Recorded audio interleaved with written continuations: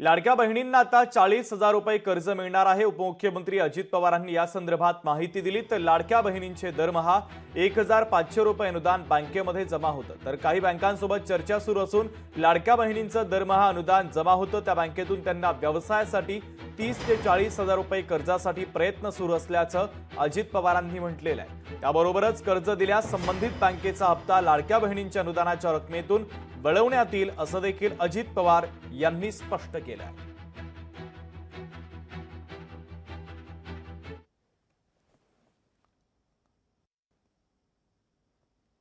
लाडकी बहीण आम्ही दर महिन्याला तुम्हाला 1,500 रुपये देतो।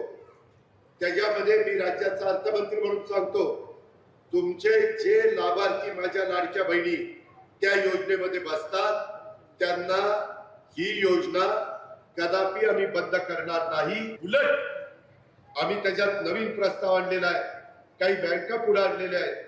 नांदेड जिल्हा बँकेशी पण मी बोली, काही जिल्हा मध्यवर्ती सहकारी बँका चांगल्या आहेत, तिथं आमचे दर महिन्याला 1,500 रुपये त्या भगिनीला जातात। त्याच्याऐवजी त्या भगिनीला त्यांनी 30 ते 40,000 रुपये द्यायचे आणि हप्ता ह्याच्यातनं त्यांचा जाईल।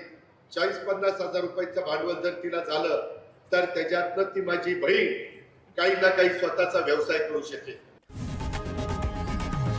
लोकशाही मराठी ऐका, पहा, जागरूक रहा।